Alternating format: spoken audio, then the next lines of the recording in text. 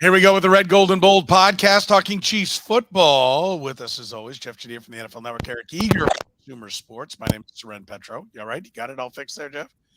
Soren Petro from Sports Radio 810 WHB. Also, it sounded like you were spinning a CD, old school style. We have a lot to get to today here in the program.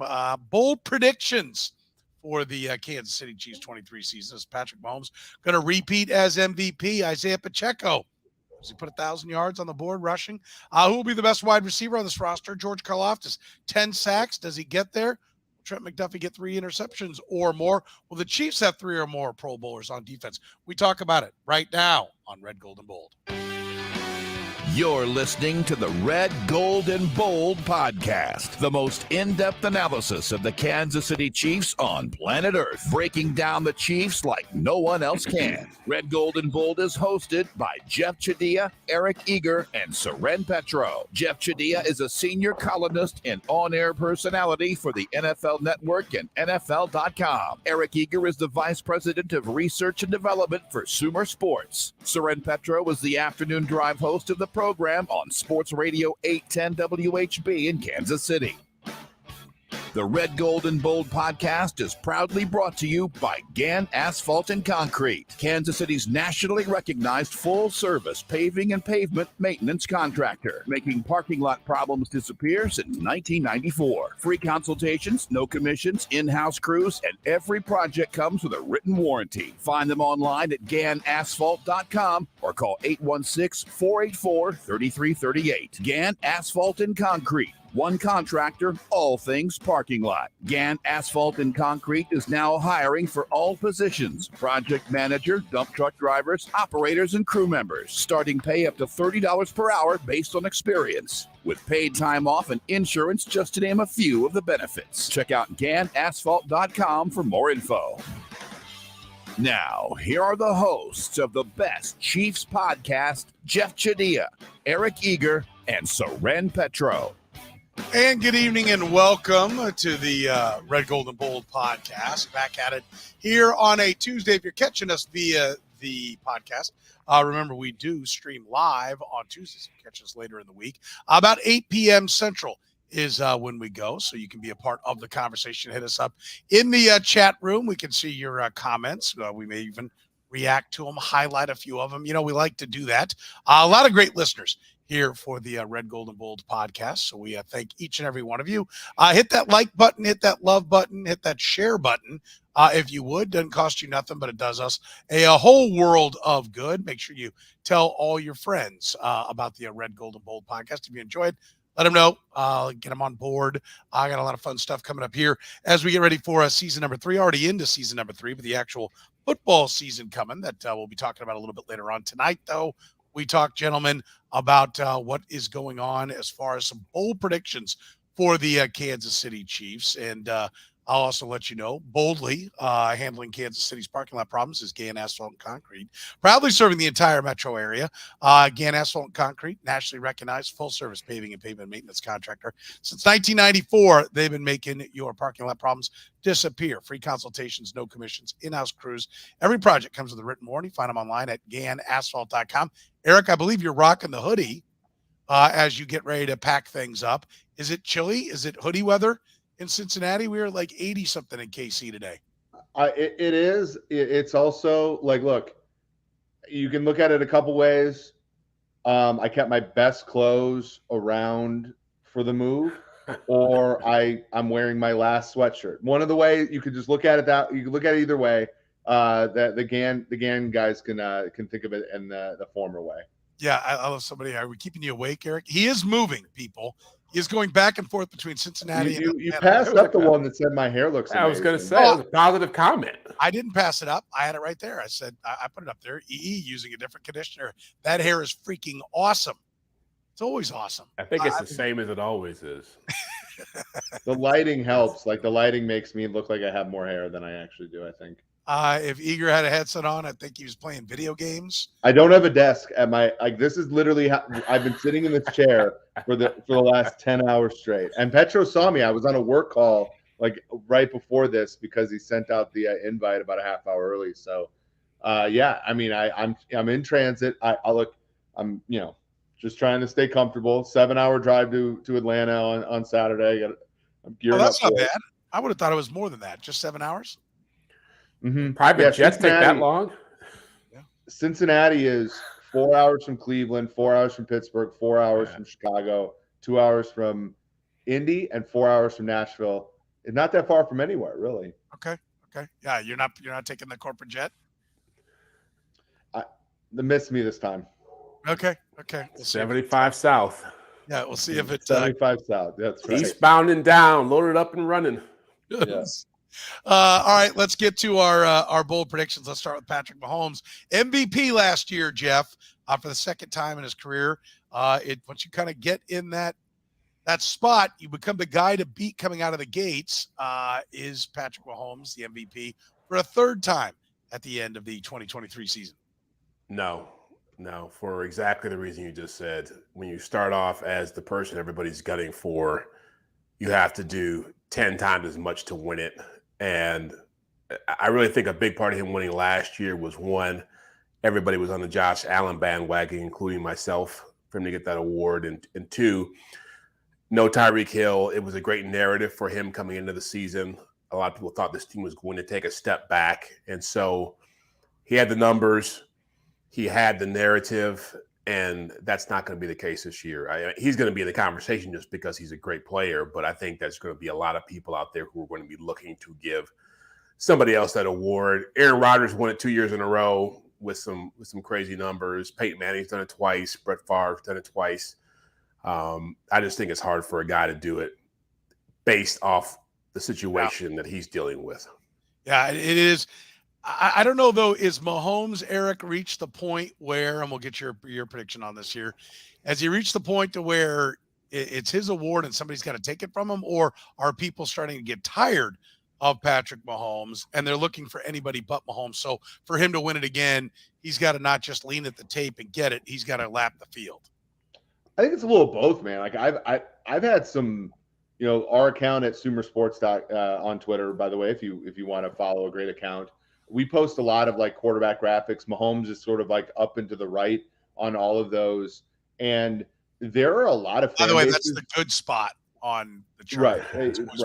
You want to be up, I guess, as I'm looking at the screen, I'm trying to see. You want to be good at both variables, which makes you up and to the right? So, and, there's a lot of fan bases that are like utterly bored with Mahomes to the point where there were like arguments in my mentions about whether Mahomes is as good as Brady or what. Like, it's ridiculous. And I think, we, being Kansas City centric, of course, we don't get it because everybody's just so happy to have Mahomes as their quarterback. And that's awesome. But I think there is a little bit of fatigue with that. You look at the FanDuel sportsbook, by the way, FanDuel.com/Petro. Josh Allen 7-1, Burrow 7-1. Still working on our sponsorship here on the Red Gold. Yeah, I'm helping a friend out here. Yes, you are. And days away, we believe. Mahomes has the same odds as Allen and Burrow. Herbert's at 9-1, Hurts 12-1, Jackson 15-1. It's funny because, I think, regulated sports books get a lot of flack. I think FanDuel has this kind of nailed. I do think Mahomes, should be tied for being the favorite, but you're looking at, 7-1. You need basically him to have a 12.5% chance to win it, which to me is just way too high to make a bet on that right now. All right. So, but are you saying he does or doesn't? I don't think he wins it again. I think somebody else wins it because we're bored with Mahomes. Okay. And I will take that as well. I'm going to say no also, because I want to point out something here. I want to get back to it. Hang on. I'm keeping a score sheet. So when we come back and check this later, we still have it. Who was it? Like, love you, Jeffrey, but you're a wet blanket. Yeah. There's 3 wet blankets here. It's a wet bed. Yeah. Right, I mean, I don't understand. And I do like what Terry said. It's a nice problem to have. Didn't Favre win 3 in a row? He did. And was kind of taking statistically the league by storm at that time. And I think there was, he yardage wise was blowing people away, was throwing for 40 touchdowns at a time that like 5 guys had thrown for 40 touchdowns. I mean, so there is a little bit of Mahomes, statistically speaking, needing to, get in there. He would have to throw for like 50 plus touchdowns again. And if he does that, then yeah, I think he goes to the front. But I think that's what we're talking about here. I do believe, and Eric, you mentioned the odds. I'm looking at those odds, and if my screen would stop jumping around. Josh Allen, Patrick Mahomes, and and Joe Burrow are all plus 700. So 7-1. I'm with you. There's no value there. But even Herbert is 9-1. Lamar Jackson's. There's not a good bet on the board, Petro. I'm looking right now. Like I think to me, like maybe the best bet like is not politically popular, but like Deshaun Watson at 25-1. I think that has value probably. But you even look at like the sweet spot, Jared Goff 25-1. Can you really see him winning the MVP? No. Geno Smith 30. Maybe Jordan Love, but like that 35-1 is not a big enough payout. You would need something like 75-1 to make that worth a bet. Carr sucks, Wilson sucks, Pickett sucks, Purdy sucks, Cousins sucks, Lance sucks, and like all of those, like none of those are good picks. Yeah. Well, who was the last guy to win it? Who was favored to win it? Right. I mean, it's usually like Lamar Jackson came out of nowhere. Mahomes came out of nowhere the first time and won it. Mahomes is 9-1, which is roughly favored last year. Yeah. He was 9-1 and 8-1 are not that different, and like 7-1. Wasn't Josh Allen the favorite? Yes, he was, but not by. It wasn't like Josh Allen was like 5-1, but he was the favorite. He was the favorite. I get what you're saying, but like what you're saying, like usually they're long shot bets, and you're right. Like when Lamar won it, he was like 40-1 or something like that, if I remember correctly. Matt Ryan, and Rodgers. Cam Newton. Rodgers wasn't favored the second time around either, but the first time around he was suppressed. The Packers had just drafted his replacement, like that. To your point, but like I look at these long shots. Who are you going to bet in the long shots? They have to, maybe. I mean, like you're really going to take a stab at Daniel Jones 75-1. I tell you who you go with. You go with Aaron Rodgers. Okay. Yeah, that's Aaron Rodgers only 16-1. That's not even like that good of a payoff. Maybe I would take Trevor Lawrence at 16-1 before I take Rodgers at 16-1. I would take a shot 20-1 and at Deshaun Watson and 35-1 on Russell Wilson. Ooh. Bounce back on Russell Wilson. The Broncos have a year. I can see it happening. And Deshaun Watson has shown the pedigree of playing really well. And if he would carry them to a schedule-driven like 13-4 and big numbers, I think he could get it. Also, I can also see voters saying I'm never going to give it to that guy. But I think the point of this is when we talk about Patrick Mahomes is it's hard. Number one, I do think that they will look for the new flavor. I don't know that he's got to lap the field, but he can't lean at the tape because I think in all MVP things, I don't think Embiid deserved it over Jokic in the NBA, right? But they were looking at Jokic, and I don't know that Jokic deserved it his first time over Giannis, but they'd given it to Giannis twice. And they're like, all right. I mean, Giannis was going to have to go above and beyond. I think it'll be the same thing for Patrick Mahomes. Here, it's that same type of feel. I do want to highlight what Paul said, that he said, hated Jeff because of the Tampa Super Bowl and his dead-on prediction. Now I know he works out way more than Petro and cares about looking good.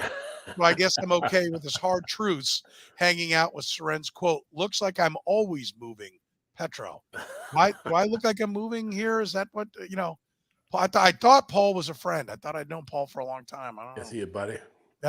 We don't vacation together. But Soren, I think the whole point of what we're all saying is that it's not a knock to say he's not going to. Nobody's saying he's not going to win because he's not good enough to win it, or he doesn't deserve to win it. We're saying that there's other things at play here that can affect him winning it. You're just paying a huge tax to bet Kansas City at this point, which is why like they've been losers against the spread for like 3 years in a row now too. Like it's just extremely expensive to buy Chief stuff.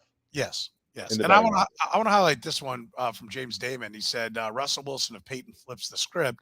And then he said, just after Soren said it. Actually, you probably put it up there before I said it. I just want to let people know, when they shoot us a comment, from when we said something, you're probably 15 to 20 seconds. You hear it 15 to 20 seconds after we say it. There is a slight delay in everything that goes out. So you may have beat me to it, James, based upon where I was in the conversation. So, depending upon which platform you're listening on, sometimes it has been said. And so we get your comments and we're 20 seconds down the road when we see your comments up there. So just something to keep in mind if you're part of the chat session, but a lot of great comments there in the chat room. All right. So 3 no's on Patrick Mahomes winning the MVP. Let's go to question number 2. Will Isiah Pacheco run for 1,000 yards? Eric, we'll let you lead off on this one. What do you say? I think it's close, but I'm going to say no. Okay. Why?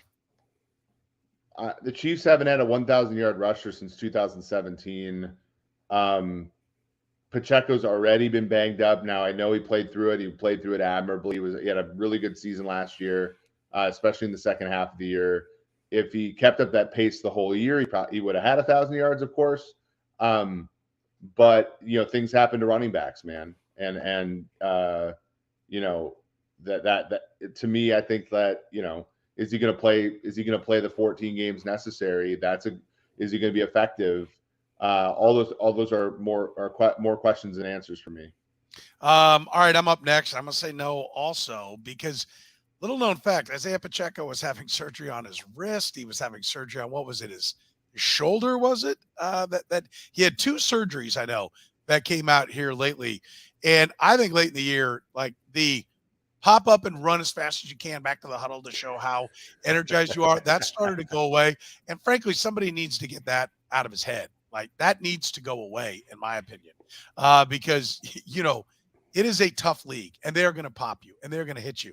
And betting on any Chiefs running back since Jamal Charles to go over 1,000, I think is a fool's errand. I don't think Pacheco is that kind of guy. I think McKinnon's going to be on the field. 17 games makes it a lot easier, but I still think injury is going to play a role. Running backs get hurt. Andy Reid running backs get hurt. He is not afraid to keep running him and running him and running him. And he's not exactly the best, although he's been better lately at keeping guys healthy. He's just next man up and off they go. So I'll say he has a tough time staying healthy and does not get to 1,000. Jeff? Yeah, I'm with you. I don't see the touches, and I don't see he's not an elusive enough runner to make the most of limited touches. So I agree with you on the injury part of it. I think he's going to be more banged up this year.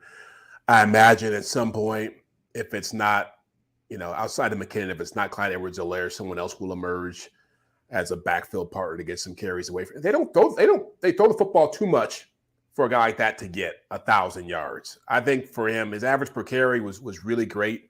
I think that's more of a result of a really good offensive line that he's been running behind, but I just don't see him having the touches and having the shake to get there. I think he's been a huge lift, obviously, for this team and this offense, but I think he's going to be banged up at some point this year. Okay. Let's move on. By the way, if you are looking to join a team, looking for a gig, Gann Asphalt and Concrete is hiring.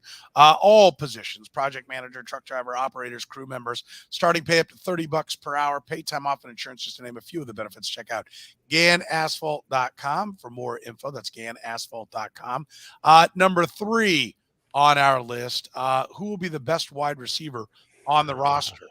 I think I'm crafty on this, but I think at the end of the day, there's a pretty good chance we all 3 end up on the same guy, thinking we're being crafty. Really? Yes. I already know who Eric's going with. I already know. There's not even a question about it.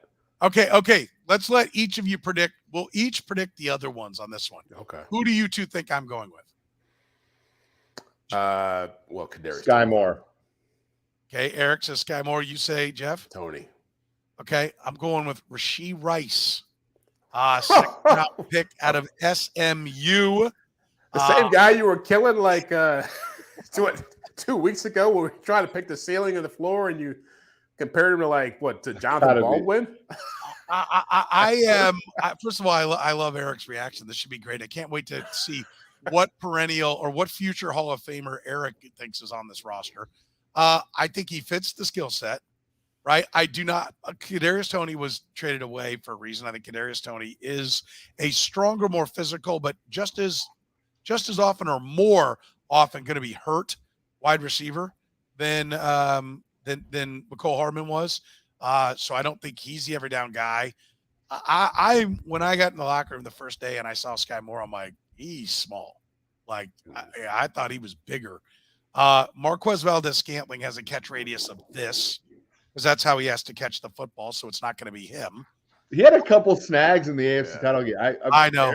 Eric's already revealing himself. I see where he's going. Yeah, no kidding. Listen, I'm going to take the complete unknown. I've seen the flaws of the other guys, and I don't think any of them can be a league guy. I haven't seen Rashee Rice. Devontae Adams played at Fresno State and had some similar numbers. Devontae Adams didn't have the fastest 40. I do like Rashee Rice at a very good 10-yard, which means he gets off the line quick, and he's explosive. He'll fight for the ball, which he shouldn't have to do, but that when you can fight for the ball and get it means you got hands and you can catch it. If you can catch, Andy Reid will get you open. I think he has a big second half. I'm going to take Rashee Rice on this one. Jeff? Wait, let's predict.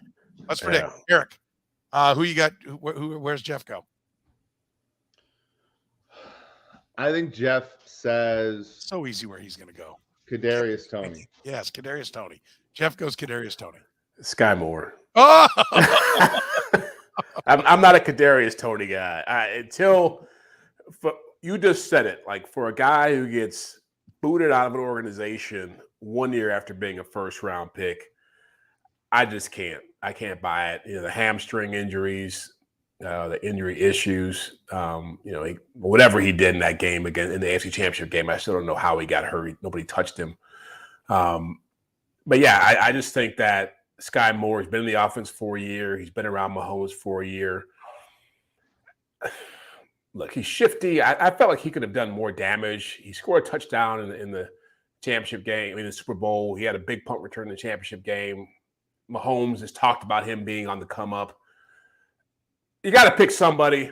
I guess it's more like I don't like anybody else as little as I like this guy. So I'll go with Sky Moore just because it's the lesser of all the other evils involved here.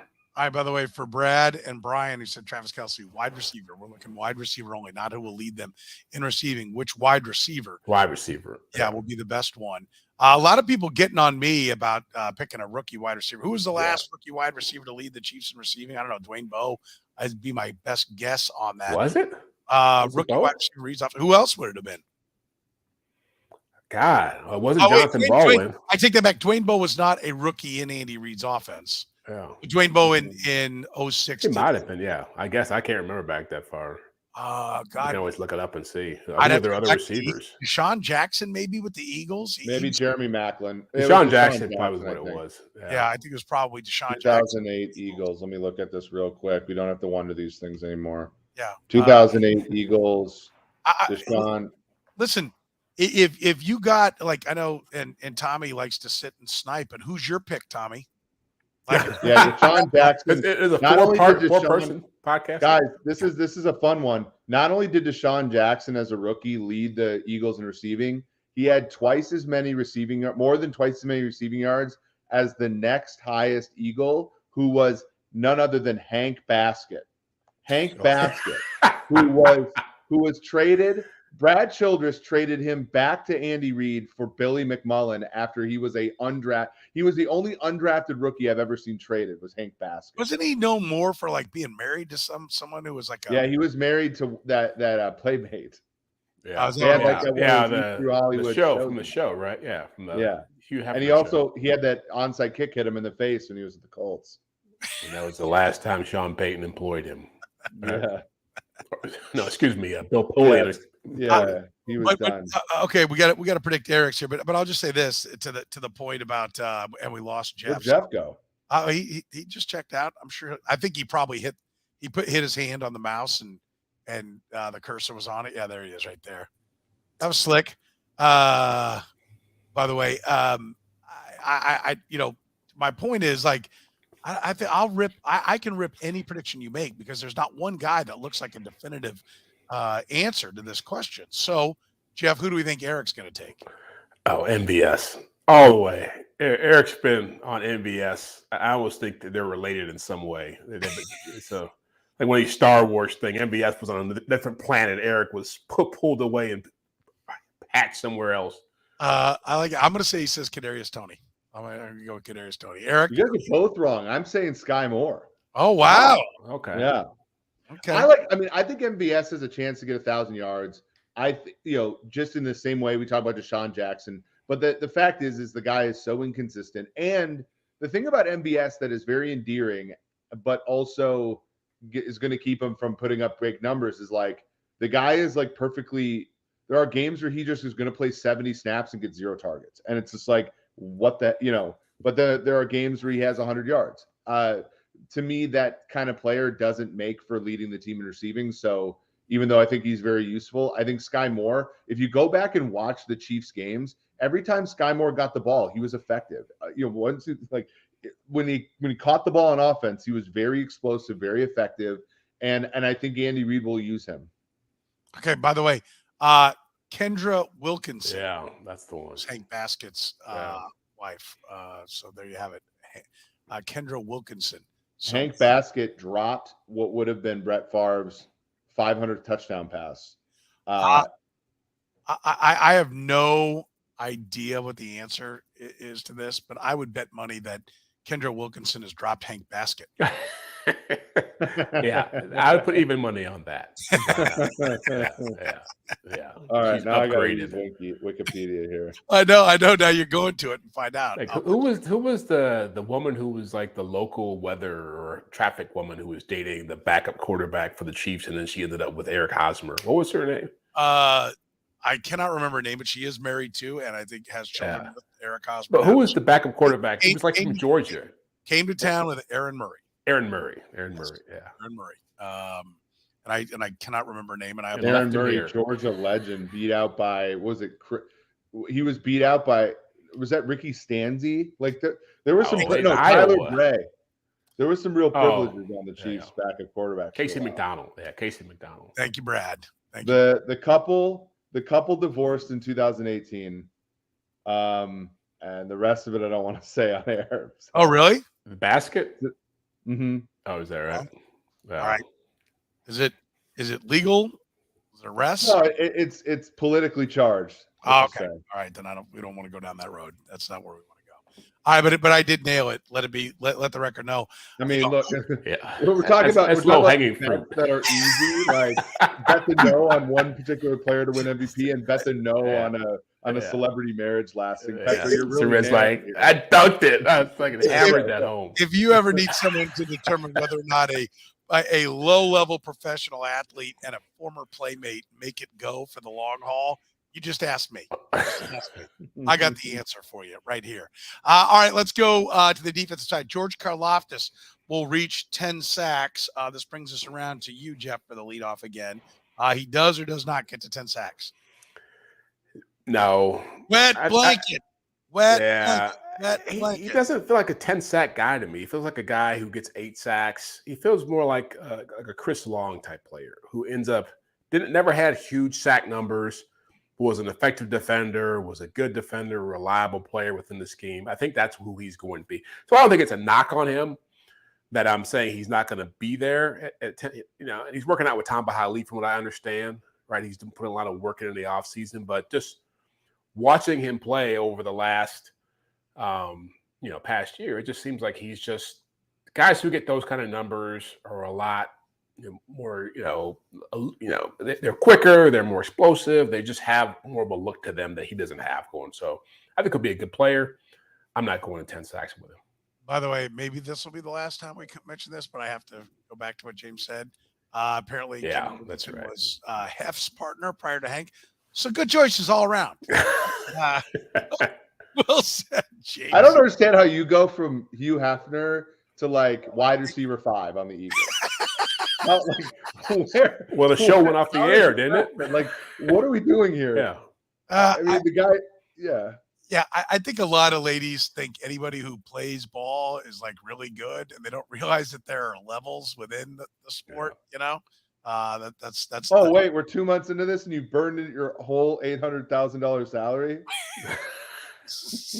Wait, did you just? I think she walked out the day the ball hit him in the face mask on the onside kick. I think that was the kicker. All right, George Karlaftis, 10 sacks. Eric. No. I mean, I think he's more of an 8-sack guy every year for the rest of his career. year. If he's at 8, he couldn't possibly get to 10. Good call. Yeah, I mean, yes, but I think he's under 50% to get 10. It's just that's just a river that can't be crossed.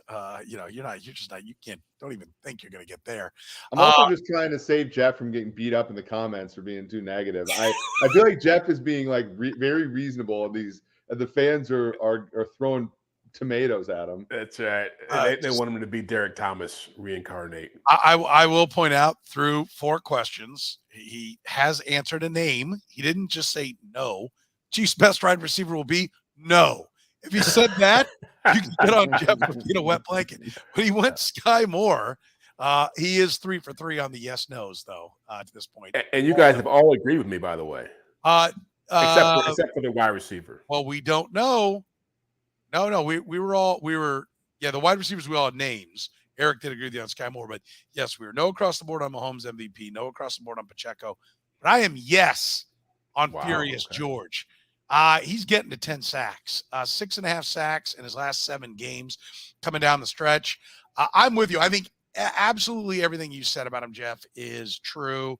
I might be wrong, but I think he will have a season or 2 of double-digit sacks. I think both your evaluations of him is exactly right, but I think he is pretty relentless, and I think he is really strong, and I think that's one of the reasons why they put him on the inside. And I'm going to bet as much on their ability to move guys around and that the overall pass rush is going to be better this year with the players that they brought in. I think he is a lot like Tombo Lee. That's the guy I've said all along since they drafted him. But I think there'll be a lot of garbage to clean up. And I think that's a lot of sacks. Plus, I think the secondary is good. I think there'll be good coverage. I think this team is going to get after the quarterback, and I think Furious George gets himself, 10 and a half, 11 sacks. I don't see 18, 19 sacks or anything like that, but I think he's going to be pretty good. I'm in on Furious George. Eric, you're up on Trent McDuffie. Does Trent McDuffie get 3 INTs or more? I hate to be a big time Jeff here, but no, I mean, it's just hard. It's just hard. That's a hard prediction to make, right? I mean, why? Last year, L'Jarius Sneed had 3, Juan Thornhill had 3. They were both healthy for most of the season. 11 as a team. Previous season, they had, previous season, there was only one player that got 3. That was Tyrann Mathieu. Like, it's not like this isn't Albert Lewis and Kevin Ross. Like, it's hard to get interceptions in the NFL. Okay. Let's see. Eric was up first. That brings it to me, and I will say no as well. I think he'll probably have a season. I mean, in some ways I'm copping out because it's kind of the same way I feel about George Karlaftis, but I'm a little bit more bullish on Karlaftis. I'm a little bit more bullish on the D-line and just where it is. Sacks are still there. Sacks still happen. INTs don't really happen much. I mean, they're hard to get now.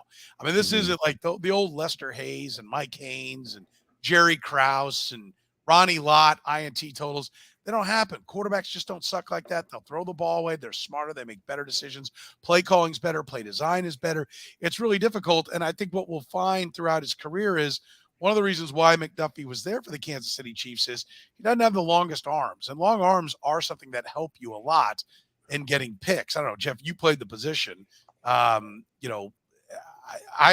think he's the kind of guy that's going to be, knocking passes away and not picking them off, because he doesn't have that extra, few inches of reach to be able to reach out and reach over corner. Saying, again, he'll have a 3 INT year in his career at some point, because I do like his instincts. I do like his athleticism, but I think his instincts are going to be to knock the ball away, which is going to be the right choice more often than not.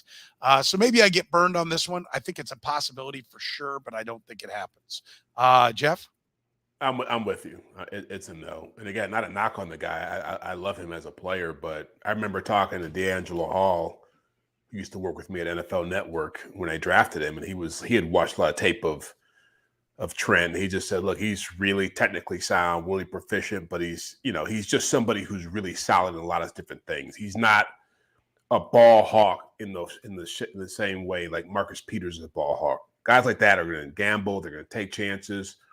They'll give up big plays. I think Trent McDuffie will give up very few big plays in this defense. But to Eric's point, I don't think he's the kind of guy who's going to create a ton of turnovers as a result. He'll be in the right spot. He'll do the right things, but get his hand on the ball. He had 0 interceptions last year. And again, 11 as a team. It's the guys who get those kind of picks usually are playing in defenses that play a lot more zone. guys could have their eyes on the quarterback and bait him. He's just not in a great system to put up big interception numbers. So I think he'll have a lot of 2 and 1 interception seasons. Okay. All right. Our last question, then we'll get to the kick return rules. And that is, do the Chiefs have 3 or more Pro Bowlers on defense this year? I'm up first on this one, and I'm in. I'm going to say yes. They do. Chris Jones and Nick Bolton are locks. Nick Bolton will absolutely get it this year. He will be in there. Eric was shocked by that one. Oh, yeah, because he hates Nick Did Bolton. Tracy Simeon make a Pro Bowl? I'm not even going down that road. Nick Bolton will make the Pro Bowl. He had a touchdown in the Super Bowl, which already started the Pro Bowl candidacy right there. They're going to be very good. I think defensively they're going to be better this year. I think they're going to be really good. And so they're going to look for names. And either L'Jarius Sneed or Trent McDuffie will make it. So I think that they will have 3 Pro Bowl players, and who knows how good FAU will end up being. Not ready to put him in there as a rookie. But I do think overall, when you have Chris Jones, if they stay healthy on that defensive line, there's some real talent up there on the defensive front. And I think they're going to put some pressure. And so if somebody would emerge in addition to Chris Jones, if you would get 12.5 sacks from FAU or Karlaftis, just really cleaning up garbage, right? Maybe, but the sack total's high. They're going to be looking for Chiefs to put in there. And I think L'Jarius Sneed should have been on this list before. And I think he's going to get the Career Achievement Award. He's the guy I think will definitely be the third one. I think out of those 4, I've got 3 with a long shot on a defensive lineman. If you put the over-under at 3, I'll bet the over, and I feel pretty good. I'm going to at least get the push. Jeff, what say you? I'll go under. Okay. I hear what you're saying. I can see Nick Bolton making it. I just feel like the Chiefs, because they're so offensive-driven, a lot of that drives Pro Bowl voting, and so people see what they do on that side of the football and feel like, okay, here's where their stars are at, and Chris Jones is a great player. I'll give you Nick Bolton, but I don't think they're getting a cornerback in. Not with Jalen Ramsey in this conference, not with Xavier Howard, not with what's his name in Baltimore? God, what's his name? 44. I can't. Who's the corner? Yeah. Marlon Humphrey. There's a lot of good corners in this conference, and so I think L'Jarius Sneed is underrated. But again, when you're not putting up the big numbers, it's hard to overcome. It's hard to build your name up in a conference like this where you have so many good corners. So I think they got front 7. They'll be okay with 2 guys. I don't see anybody else on the defensive line or linebackers making it. In the secondary, yeah, thank you, Sauce Gardner. I mean, there's a lot of guys he's got to get over to get there. So I like this. I think it's 2. Sneed goes to the Pro Bowl and signs 4 years, $66 million with the Cowboys. I can see that happening. Eric, I know you're a big fat no. Yeah, I mean, Chris Jones might not even be on the roster by the start of the season. Really? Really? I mean, I put it at like 10% Really? he's traded. So 10%. 10% he's traded. For the number 9 pick? There's also we also like and I know he's made the Pro Bowl every year for the last 4 years, but like the absolute worst thing you can do with Chris Jones is to buy him at the top of the market, right? Because he's very much a streaky player. I like Bolton as well, but I think I think I'm going to put it under 50% that it's Bolton and a defensive back both make it. So no, I'm going under. Wow. Okay. Chris Jones not on the roster. 10%. Stirring it up. 10%. Okay. See where it goes from there. All right. Finally, we have to include this one on the Chiefs just because it's a topic we've had for the last few years. That's about returning kicks. New rule, fair catch inside the 25. The ball comes out to the 25. Jeff, what does this do for Dave Tobe? Is he? We know every special teams coach is apparently upset about this rule. Yeah. Because but think about that. They're giving you the 25, and these guys are upset because it pretty much forces their hand, right? That's the deal. We'll talk more about the rule on our 2 Deep NFL podcast here in a little bit, but your thoughts on what it will do to Dave Tobe and the Chiefs, and whether or not they will take advantage of it. I think they're going to have to hire another assistant coach just to stand next to him when his head explodes every time they fair catch the ball. And it starts at the 25-yard line. I mean, I feel bad for guys like Dave Tobe just because, you said every special teams coach voted against this because they are being neutered every other year when the competition committee gets together and tries to figure out how to make the game safer. It's always about what's happening on that part of the game versus the offense and the defense. But they do it in college.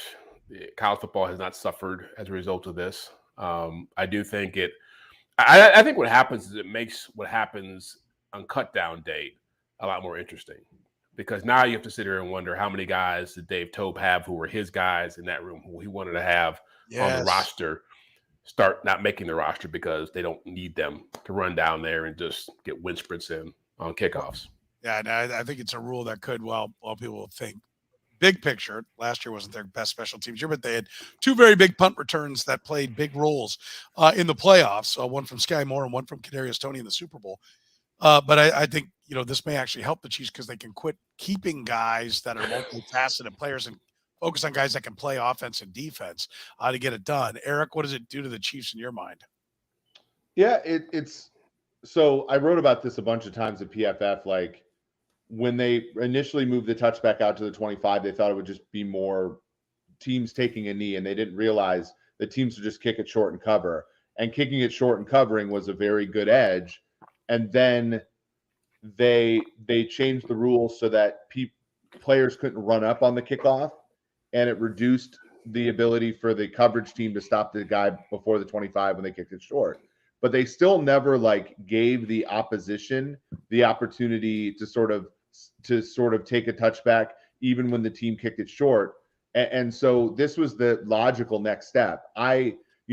When I asked, because they were returning a lot of kicks in 21 and they were bad at it, they were hurting themselves field position wise. I asked somebody, I was like, what do you, and it's very much like these special teams guys these coaches have to feel, part of the game. And so I do think it's going to upset people a little bit. I think it's going to be better for a team like the Chiefs because a lot of non-premium positions are special teams guys, linebackers, fullbacks, running backs, safeties, tight ends. And, it keeps you, we talk about development. Like, imagine being able to keep an extra defensive end up every week to rush the passer 10 times. Imagine being able to keep an extra wide receiver up, have him run 10 routes a game. I think it's better for the development of the roster. But it obviously is going to hurt some people, some people at less premium positions. I'll put this up. I think Tommy's wrong on this. He says it's on a 1-year trial to go away like the pass interference challenge rule. No, for all the reasons. No one's ever going to throw their hands and be like, why the hell did that guy fair catch the ball? This is boring. We're all going to be taking a piss during or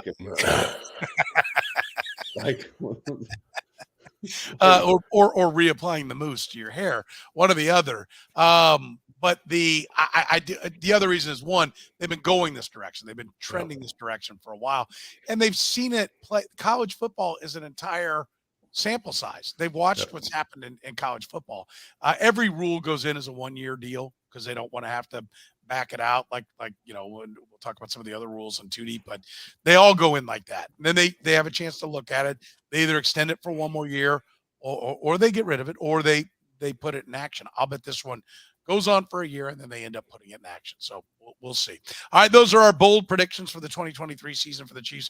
Always a smart move. I don't know how bold it is. If you call the best, you get the best. That's Gann Asphalt and Concrete, nationally recognized full-service paving and pavement maintenance contractor. Parking lot problems are no longer a problem. I've been making them disappear since 1994. That's Gann Asphalt and Concrete. Free consultations, no commissions, in-house crew. Every single project comes with a written warranty.